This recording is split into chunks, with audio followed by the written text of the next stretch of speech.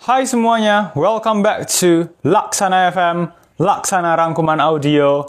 Cara belajar yang bisa bikin kalian belajar hanya dengan dengerin audionya aja, nggak perlu nonton videonya ya. Bisa belajar kayak dengerin podcast ya guys. Hai, aku Laksana. Alhamdulillah, aku berhasil tembus UGM lewat jalur UTBK. Dan sebenarnya salah satu cara belajar yang bantu aku tembus UGM adalah rangkuman materi audio juga guys ya. Jadi dulu kalau aku lagi belajar ya, itu biasanya aku rekam suaraku sendiri, terus aku dengerin berkali-kali. Nah karena efektif, akhirnya aku bikin channel ini ya guys. Karena aku pengen bantu, ya aku punya mimpi untuk bantu 100.000 orang tembus PTN. Dan aku sadar gitu, mimpi ini tuh nggak bakal bisa aku wujudin sendiri. Jadi lebih cocok ya untuk dibilang ini adalah mimpi kita bersama untuk bantu 100.000 orang tembus PTN. Ya kalau kalian pengen tembus PTN, sebenarnya kan kalian juga lagi membantu diri kalian sendiri untuk tembus PTN guys ya. Jadi ayo kita berjuang bersama untuk bantu 100.000 orang tembus PTN. Dan nanti kita usahain untuk bisa foto bareng di PTN impian kita. Ya, hari ini kita bakal belajar materi PPKN ya guys. Ini TKA sudah sangat-sangat dekat ya guys. Jadi kita harus persiapan lebih. Oke, kita akan pertama-tama ya. Ini aku secara umum ngambilnya, sumber utamaku adalah PPT. Modul ya, modul pembelajaran. Ya, modul pembelajaran resmi yang dari pemerintah guys, yang dari repositorinya Kementerian Pendidikan. Itu sumber rangkuman audio pada hari ini. Oke, kita akan mempelajari hak asasi manusia ya. Pertama-tama kita akan mempelajari hak asasi manusia. Nah, aku yakin nih, mungkin banyak dari teman-teman dari rumah ya, dari rumah. Maksudnya teman-teman yang lagi nonton dari rumah sekarang, atau mungkin kalian nontonnya di mana aku nggak tahu ya. Udah pernah belajar hak asasi manusia di sekolah, di SMA gitu. Mungkin kalian bisa ingat-ingat dulu apa yang kalian ingat tentang hak asasi manusia. Ya, bisa ingat-ingat dulu. Nah, di sini ya, hak asasi manusia ya. Hak asasi manusia ya, dalam pengertian yang sederhana merupakan hak yang secara alamiah melekat pada orang semata-mata karena ia merupakan manusia. Yaitu untuk pengertian yang sederhananya ya guys. Dalam pengertian yang sederhana, hak asasi manusia dalam kurung human rights merupakan hak yang secara alamiah melekat pada orang semata-mata karena ia merupakan manusia ya. Contohnya aku punya human rights, aku punya hak asasi manusia ya semata-mata karena aku manusia gitu. Ya, ada hak yang secara alamiah melekat di aku, yaitu hak asasi manusia. Ya semata-mata karena aku manusia. Dan kalian yang lagi dengerin ini juga ya, teman-teman semua ya, juga punya hak asasi manusia, ya melekat secara alamiah. Secara alamiah melekat ya pada kita, semata-mata karena kita merupakan manusia ya guys. Ya. Nah di sini hak asasi manusia meliputi nilai-nilai ideal yang mendasar. Yang tanpa nilai-nilai dasar itu, orang tuh nggak bisa hidup sesuai dengan harkat dan martabatnya sebagai manusia. Nah, penghormatan terhadap nilai-nilai dasar itu memungkinkan individu ya, dan masyarakat bisa berkembang secara penuh dan utuh. Ya guys ya, berkembang secara penuh dan utuh. Coba bayangin aja guys, kalau misal nggak ada hak asasi manusia, bakal seberapa kacau gitu kan masyarakat. Nah makanya kita bersyukur banget ya guys, kita punya hak asasi manusia. Ya hak asasi manusia itu penting banget ya guys. Memungkinkan individu dan masyarakat bisa berkembang secara penuh dan utuh. Oke guys, nah seperti yang udah aku jelasin tadi, hak asasi manusia itu merupakan hak yang secara alamiah melekat pada orang ya. Secara alamiah melekat. Nah, itu berarti artinya juga hak asasi manusia bukan karena diberikan oleh negara atau pemerintah ya guys. Ya, karena tadi kan secara alamiah sudah melekat. Nah, maka dari itu hak asasi manusia bukan karena diberikan oleh negara atau pemerintah. Karena itu, hak-hak itu nggak boleh dirampas atau diasingkan oleh negara dan oleh siapapun. Nah, di sini guys ya, kita akan lanjut membahas hak asasi manusia berdasarkan PBB ya. Hak asasi manusia PBB. Hak asasi manusia PBB ya. Jadi PBB merumuskan hak asasi manusia dalam ungkapan berikut. Sebenarnya ada bahasa Inggrisnya ya guys, tapi aku langsung translate aja. Hak asasi manusia adalah hak-hak yang secara inheren melekat ya, secara inheren melekat dalam diri manusia. Secara inheren melekat dalam diri manusia. Dan tanpa hak itu manusia nggak dapat hidup sebagai manusia ya. Jadi HAM adalah hak-hak yang secara inheren melekat dalam diri manusia, dalam diri kita ya. Dan tanpa hak itu manusia nggak dapat hidup sebagai manusia. Ya, manusia nggak dapat hidup sebagai manusia tanpa hak-hak itu. Ya, tanpa hak itu. Ya, tanpa hak itu. HAM adalah hak-hak yang secara inheren melekat dalam diri manusia. Dan tanpa hak itu manusia nggak dapat hidup sebagai manusia. Nah, di sini ya guys, dari pengertian yang udah aku sebutin tadi, ya. Pengertiannya PBB ya, hak asasi manusia berdasarkan PBB ya. Dari pengertian yang tadi ya, kita bisa mencermati dua makna ya, kita bisa mencermati dua makna yang terkandung dalam pengertian hak asasi manusia. Yaitu apa aja tuh? Yang pertama ya, hak asasi manusia merupakan hak alamiah yang melekat dalam diri setiap manusia sejak ia dilahirkan ya, sejak kita lahir ya. Bahkan sejak roh itu ditiupkan dalam tubuh manusia ya guys. Udah ada hak asasi manusianya ya, udah secara alamiah melekat dalam diri setiap manusia. Bahkan sejak roh ditiupkan dalam tubuh manusia ya. Nah, hak alamiah adalah hak yang sesuai dengan kodrat manusia sebagai insan merdeka ya, insan merdeka yang berakal budi dan berperi kemanusiaan. Karena itu, nggak ada seorang pun yang diperkenankan merampas hak tersebut dari tangan pemiliknya. Ya. Nah, tapi hal ini tuh nggak berarti bahwa hak asasi manusia bersifat mutlak tanpa pembatasan. Ya. Hal ini nggak berarti bahwa hak asasi manusia bersifat mutlak tanpa pembahasan. Karena batas hak asasi manusia seseorang adalah hak asasi manusia yang melekat pada orang lain, ya.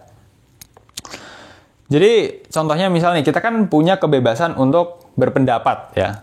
Nah, tapi dalam berpendapat kita juga nggak boleh berpendapatnya tuh yang menghina orang lain, gitu. Sampai ngebully orang lain, ya, dengan kebebasan berpendapat kita. Ya, kita berpendapat boleh, tapi harus memikirkan hak-hak orang lain juga ya, guys.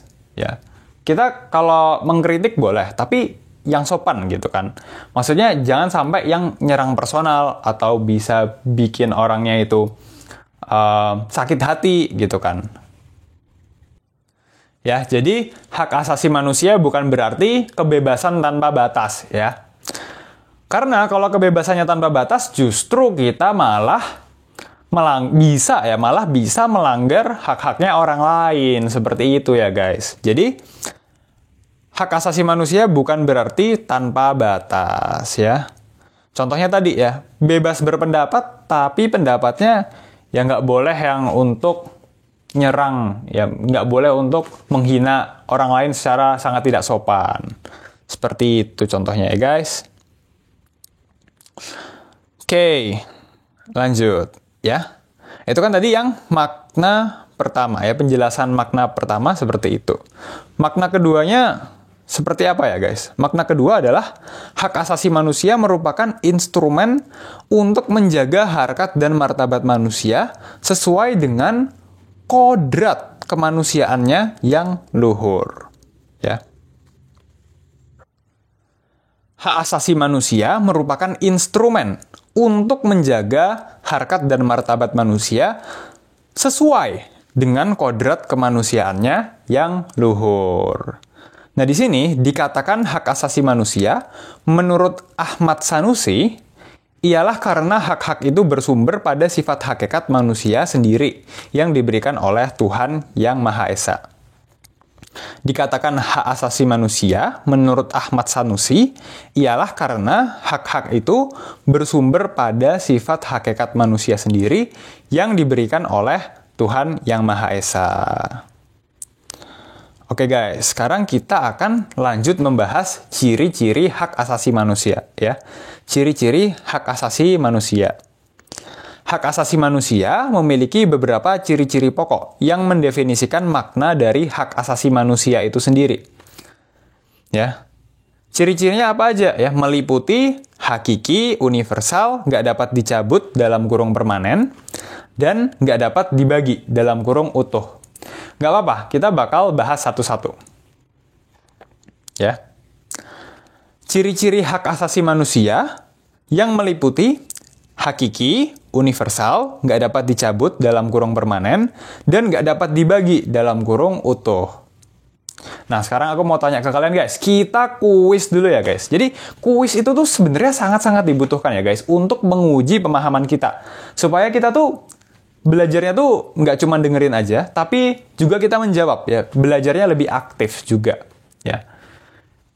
Aku bakal kasih kuis ke kalian, nanti bakal aku kasih pertanyaan, aku bakal kasih waktu sebentar untuk kalian jawab. Nah, nanti kalian jawab dalam hati aja ya, dalam hati aja jawabnya ya guys. Iya guys. Nah, pertanyaannya adalah gampang ya. Sebutkan 4 ciri-ciri hak asasi manusia, guys. Ya, sebutkan 4 ciri-ciri hak asasi manusia. Coba kalian jawab dalam hati. 5, 4, 3, 2, 1. Oke, aku kasih tahu jawabannya ya. Ciri-ciri hak asasi manusia meliputi hakiki, universal, nggak dapat dicabut dalam kurung permanen, dan nggak dapat dibagi. Ya, nggak dapat dibagi dalam kurung utuh. Itu jawabannya ya guys. Kalau misal kalian belum bisa jawab benar, ya nggak apa-apa. Kita masih belajar ya, belajar pelan-pelan, lama-lama, semoga bisa. Amin. Ya, dulu aku juga pas persiapan UTBK kan ya guys. Wah itu aku banyak banget salahnya pas masih belajar. Ya, tapi itu bagian dari proses guys. Itu bagian dari proses. Jadi nikmati ya bagian dari prosesnya. Nanti kalau kita belajarnya serius ya dan konsisten dan cara belajarnya bener, nanti bakal kerasa kok kayak, oh dulu aku nggak bisa ini, sekarang udah bisa, sekarang udah hafal, sekarang udah paham. Dan itu rasanya enak banget. Lebih enak lagi apalagi kalau misal kita udah tembus PTN ya guys. Wah, enak banget itu rasanya. Oke, sekarang kita akan membahas satu-satu ciri-ciri hak asasi manusia ya guys. Yang pertama ada hakiki ya. Hakiki artinya apa? Artinya hak asasi manusia adalah hak asasi semua umat manusia yang sudah ada sejak lahir, ya. Yang pertama hakiki. Hakiki artinya hak asasi manusia adalah hak asasi semua umat manusia. Aku, kalian, guru kita di sekolah, dosen aku di UGM, keluarga aku, temen aku main game, temen mabar Roblox aku, ya, semua umat manusia ya guys. Ya. Hakiki artinya hak asasi manusia adalah hak asasi semua umat manusia yang sudah ada sejak lahir. Oke, lanjut. Yang kedua, universal. Tadi udah kita bahas hakiki, sekarang universal ya. Ciri-ciri hak asasi manusia guys ya. Universal. Universal artinya hak asasi manusia berlaku untuk semua orang ya, tanpa memandang status, suku bangsa, gender, atau perbedaan lainnya ya. Universal ya, universal artinya hak asasi manusia berlaku untuk semua manusia ya, tanpa memandang status ya. Mau status yang seperti apa? Masih dipandang ya, misal status sosial ya guys. Mau status sosial yang mungkin dari status sosial menengah ke atas atau mungkin menengah ke bawah, itu semuanya dapat ya, semuanya berlaku ya, berlaku hak asasi manusia berlaku untuk semua status ya. Berlaku juga untuk semua suku bangsa, berlaku untuk semua gender, atau perbedaan lainnya. Itu arti dari universal, ya. Ciri-ciri hak asasi manusia. Lalu, yang ketiga, nggak dapat dicabut, ya, artinya permanen.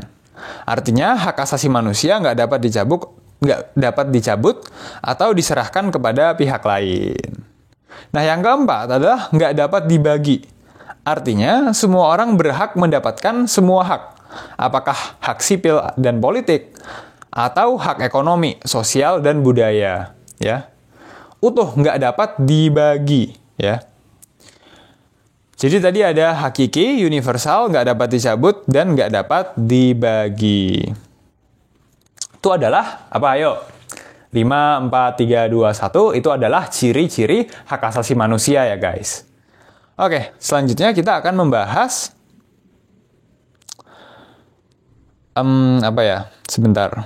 Kita akan membahas tentang 10 hak dasar manusia. Ya, 10 hak dasar manusia.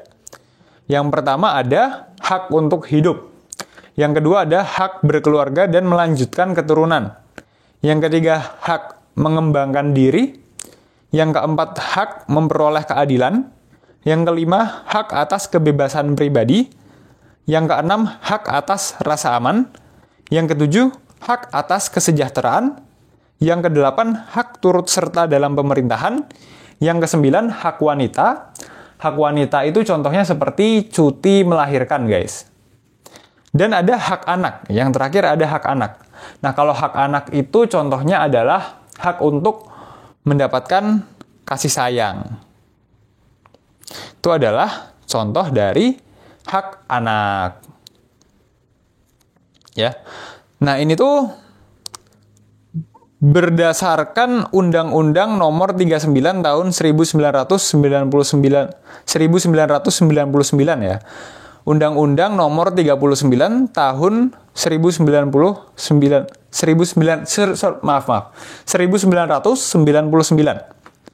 tentang hak asasi manusia pada pasal 9 sampai dengan pasal 66 yang mencakup 10 hak dasar yang sudah aku sebutin tadi ya, 10 hak dasar manusia yang sudah aku sebutin tadi. Ya, 10 hak dasar manusia yang udah aku sebutin tadi.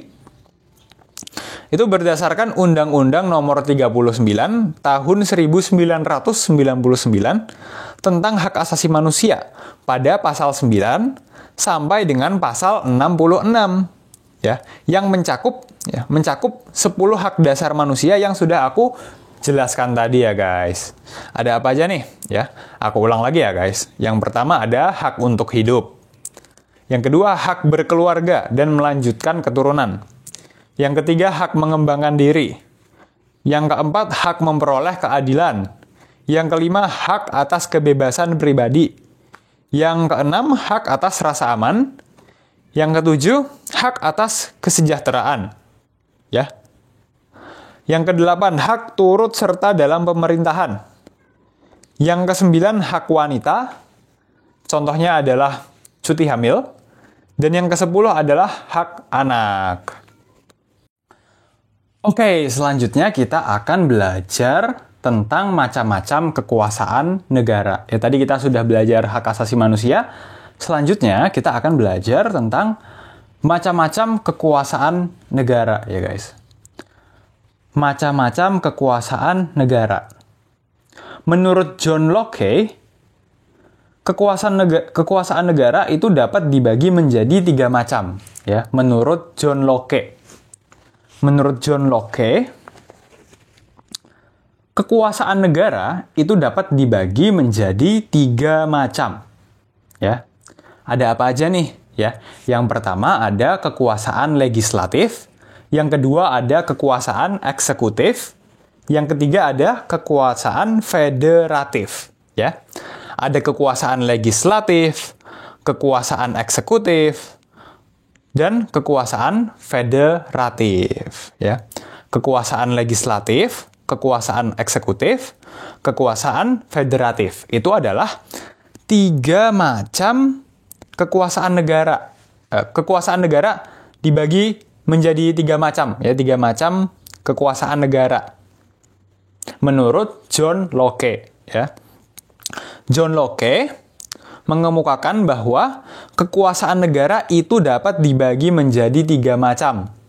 Ada legislatif, eksekutif, dan federatif. Ya, kita akan bahas satu-satu guys. Tapi sebelum kita bahas, kita akan kuis lagi ya guys. Sekarang aku mau tanya.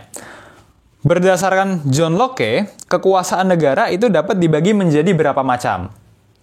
5, 4, 3, 2, 1. Jawabannya adalah 3 macam ya guys. Jawabannya adalah 3 macam. Ya. Nah sekarang coba kalian sebutin deh. 3 macamnya ini ada apa aja? 5, 4, 3, 2, 1. Jawabannya yang pertama ada kekuasaan legislatif, yang kedua ada kekuasaan eksekutif, dan yang ketiga ada kekuasaan federatif ya. Legislatif, eksekutif, dan federatif. Legislatif, eksekutif, dan federatif. Legislatif, eksekutif, dan federatif.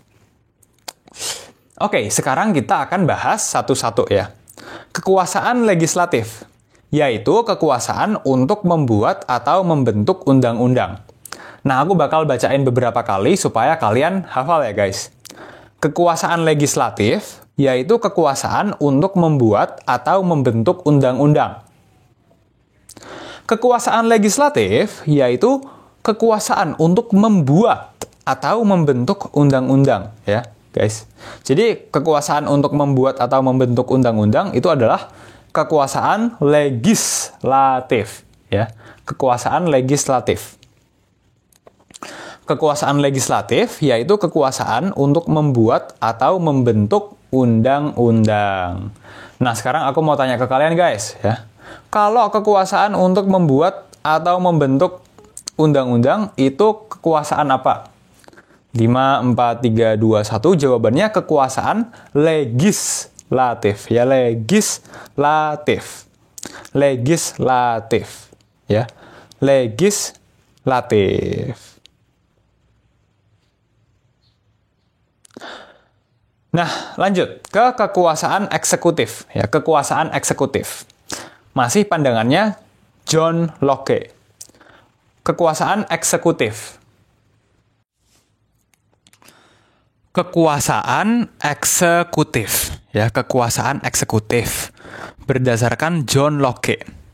Kekuasaan eksekutif yaitu kekuasaan untuk melaksanakan undang-undang, termasuk kekuasaan untuk mengadili setiap pelanggaran terhadap undang-undang. Kekuasaan eksekutif. Kekuasaan eksekutif yaitu kekuasaan untuk melaksanakan undang-undang, termasuk kekuasaan untuk mengadili setiap pelanggaran terhadap undang-undang ya. Kekuasaan eksekutif. Kekuasaan eksekutif yaitu kekuasaan untuk melaksanakan undang-undang. Eksekutif melaksanakan undang-undang. Termasuk kekuasaan untuk mengadili setiap pelanggaran terhadap undang-undang. Itu adalah kekuasaan eksekutif. Ya, kekuasaan eksekutif yaitu kekuasaan untuk melaksanakan undang-undang, termasuk kekuasaan untuk mengadili setiap pelanggaran terhadap undang-undang. Tadi kita sudah bahas legislatif, sekarang kita lagi bahas eksekutif. Nah, sekarang aku mau tanya ke kalian guys, kekuasaan eksekutif itu apa? Berdasarkan John Locke. 5, 4, 3, 2, 1, kalian bisa jawab dalam hati.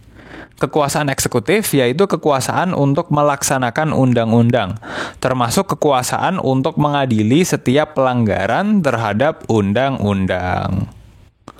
Oke, itu jawabannya ya guys. Lanjut sekarang ke kekuasaan federatif. Berdasarkan pandangan John Locke, ya. Kekuasaan federatif. Kekuasaan federatif.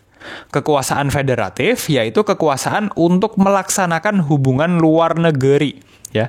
Kekuasaan federatif.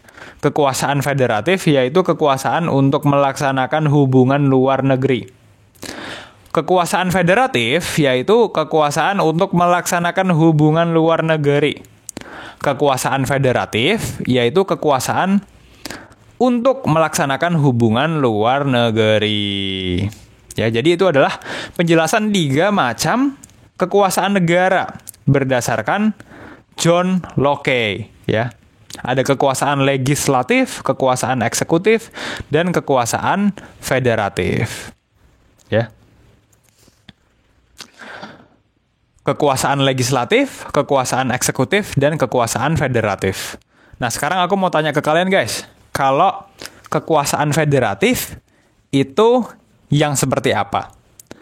5, 4, 3, 2, 1 jawabannya kekuasaan federatif yaitu kekuasaan untuk melaksanakan hubungan luar negeri. Ya.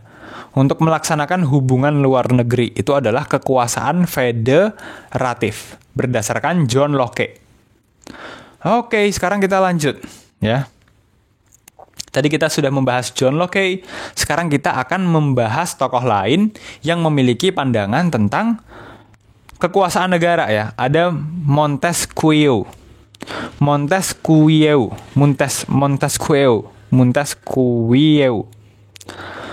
Ya. Ada 3 juga, guys. Ada kekuasaan legislatif, kekuasaan eksekutif, dan kekuasaan yudikatif, ya. Kalau yang Montesquieu, beliau fokusnya di 3 macam pembagian, ya guys. Fokus di 3 macam pembagian, yaitu kekuasaan legislatif, eksekutif, dan yudikatif, ya. Perbedaannya sama tokoh John Locke adalah kalau John Locke beliau ada kekuasaan federatif. Kalau Montesquieu itu adanya yudikatif, ya. Oke, kita akan bahas satu-satu nanti, ya. Montesquieu, ya. Ada 3 juga, ya, kekuasaan negara. Legis, exe, yudi, ya. Legislatif, eksekutif, yudikatif. Legislatif, eksekutif, yudikatif, ya. Ada kekuasaan legislatif, yaitu kekuasaan untuk membuat dan membentuk undang-undang. Kekuasaan eksekutif, yaitu kekuasaan untuk melaksanakan undang-undang. Dan yang kekuasaan yudikatif adalah kekuasaan untuk mempertahankan undang-undang, termasuk kekuasaan untuk mengadili setiap pelanggaran terhadap undang-undang, yaitu untuk yang yudikatif.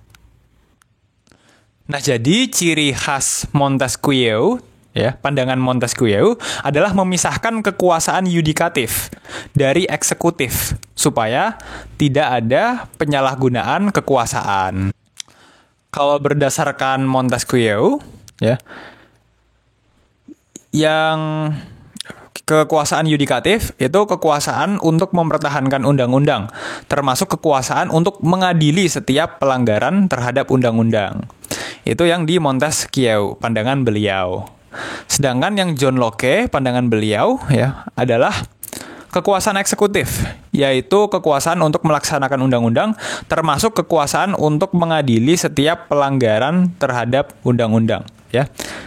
Jadi sama-sama ada kekuasaan untuk mengadili setiap pelanggaran terhadap undang-undang, tapi kalau pandangannya John Locke itu yang di eksekutif, pandangannya Montesquieu, ya, pandangan beliau itu ada di yang yudikatif, ya, ada di yudikatif, kekuasaan untuk mengadili setiap pelanggaran terhadap undang-undang, ya.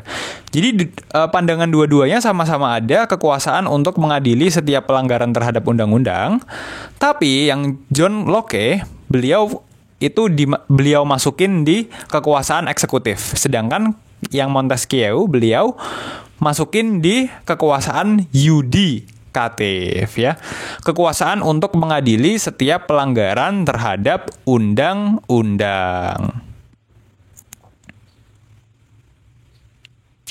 Oke, guys, aku mau recap lagi deh, ulang lagi ya.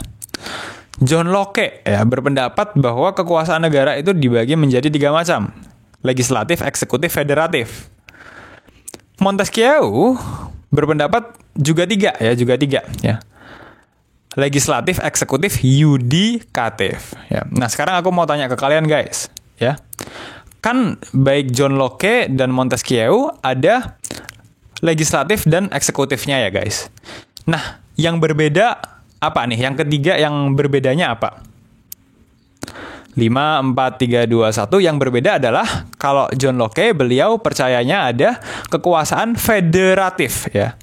Kalau Montesquieu percayanya ada kekuasaan yudikatif, yaitu yang beda, ya, yang beda itu.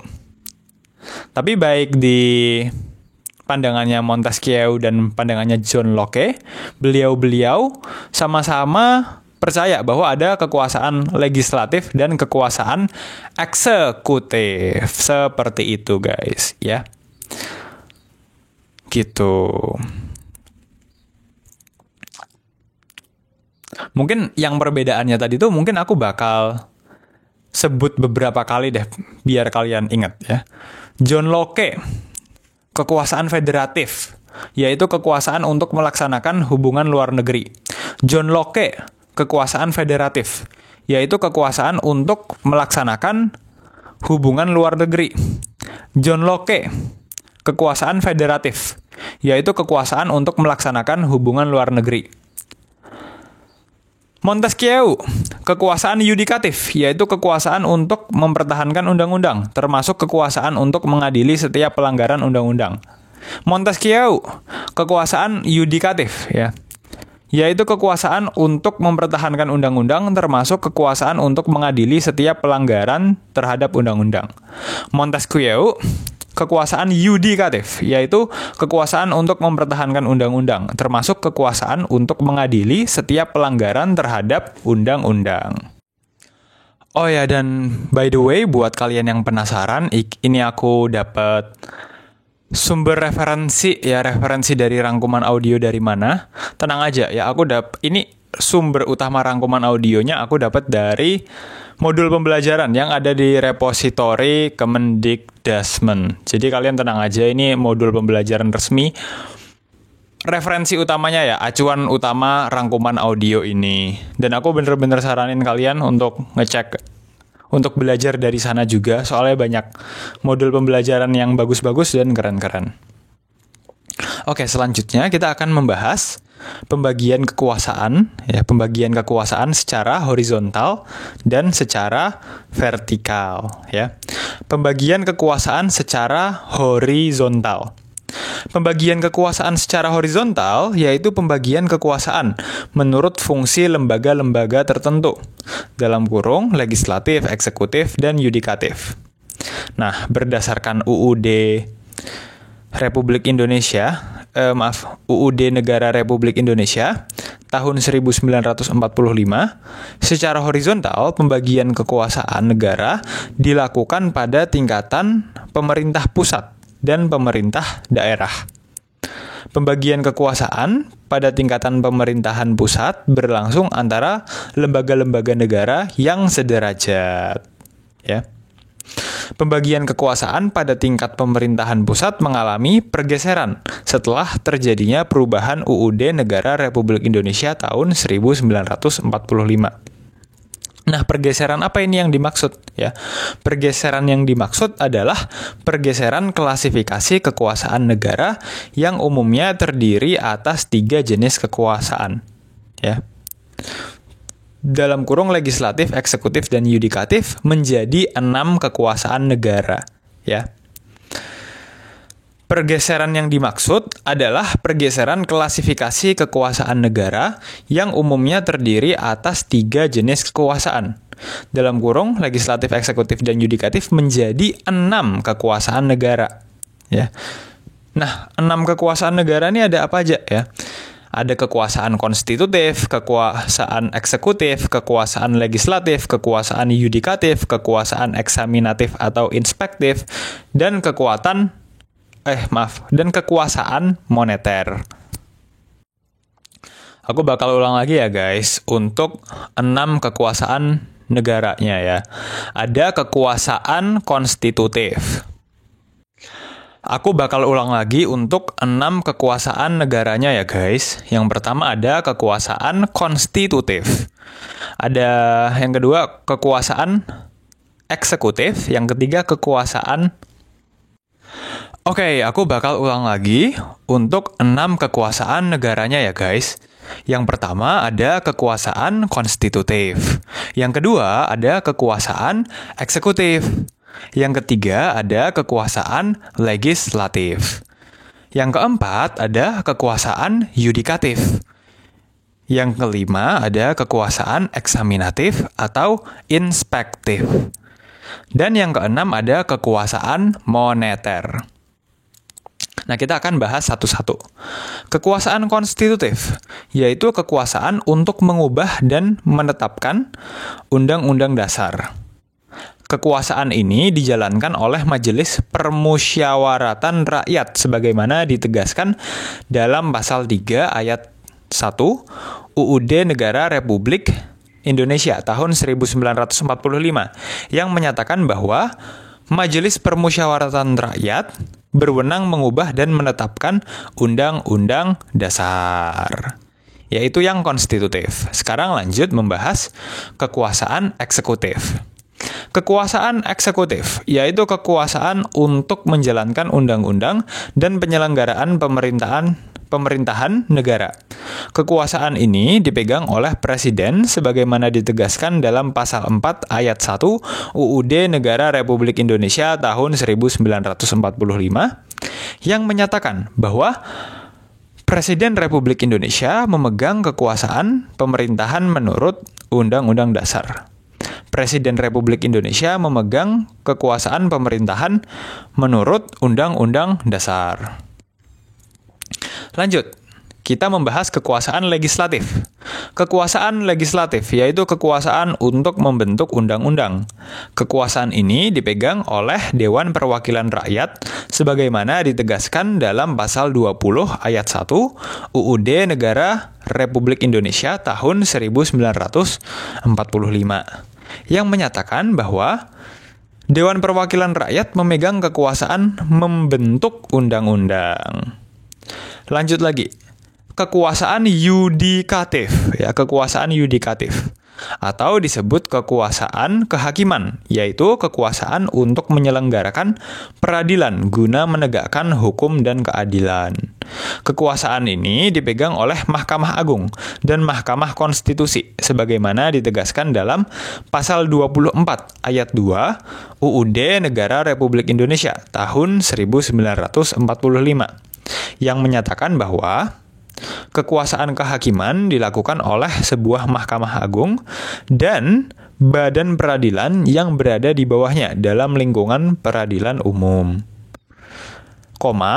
lingkungan peradilan agama, lingkungan peradilan militer, lingkungan peradilan tata usaha negara, dan oleh sebuah Mahkamah Konstitusi. Oke, lanjut lagi. Kita akan membahas kekuasaan eksaminatif atau inspektif, yaitu kekuasaan yang berhubungan dengan penyelenggaraan pemeriksaan atas pengelolaan dan tanggung jawab tentang keuangan negara. Kekuasaan ini dijalankan oleh Badan Pemeriksa Keuangan sebagaimana ditegaskan dalam pasal 23E ayat 1 UUD Negara Republik Indonesia tahun 1945 yang menyatakan bahwa untuk memeriksa pengelolaan dan tanggung jawab tentang keuangan negara diadakan satu badan pemeriksa keuangan yang bebas dan mandiri. Lanjut, kekuasaan moneter, kekuasaan moneter yaitu kekuasaan untuk menetapkan dan melaksanakan kebijakan moneter, mengatur dan menjaga kelancaran sistem pembayaran, serta memelihara kestabilan nilai rupiah. Kekuasaan ini dijalankan oleh Bank Indonesia selaku bank sentral di Indonesia, sebagaimana ditegaskan dalam pasal 23D UUD Negara Republik Indonesia tahun 1945 yang menyatakan